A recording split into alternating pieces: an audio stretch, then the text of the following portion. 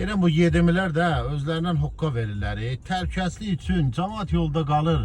Oradan buradan plastik bir şeyler zıdlar tapır gətirir. 1-2 litr dizel almaqdan yana gəlir bura. Bu da deyir ki plastikə vurmuram, get dəmir gətir. Bizim təlimatımız belədir. Məni işdən çıxardarlar. 100 dənə hoqqalar verirlər. Dizeldir. Dizeli heç odun üstüne atırsan dizel yanmır.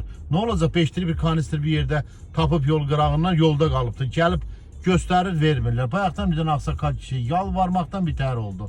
Vermədilər ki, vermədi. Deyir get dəmir qab gətir. Dəmir qab getsin hardan alsın bu? Yolda qalıbdır. Hardan getsin alsın o dəmir qabı? Nə bilim valla. Allah kömək olsun. Bu dizel qabın içində partlamayacaq ki. Heç sən niyə qədər heç görünübdü belə bir şey? Deyə benzini partlayıbdı ki 2 litr bir qabda. Hər kəs avtomobilin arxasında plusların hamısı yanacaq gəzdirdi. Nə olub ki? Harada partlayış olub ki? Yəni biraz cana humanist olağında, biraz cana kömək eləyən. Bayaqdan inan ki 10 dəqiqədir nə qədər yalvardı. Ona 5 litr qabda vermədilər. Deyir get dəmir qab tap. Gəldi məndən soruşdu ki dəmir qab səndə var. Ver buradan yanacaq götürüm. Nə bilim, Allah insaf versin. İnsanlıq yaxşı şeydir.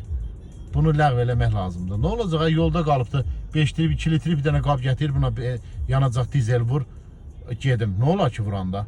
Əlində partlayacaq, sən qalarsan belə təhlükəsizlik üçün. Təhlükəsizliyə qalsa o qədər təhlükəsizliyə ilə riayət edənsiniz ki, su yanacaq əvəzinə su satırsınız heç nəsə.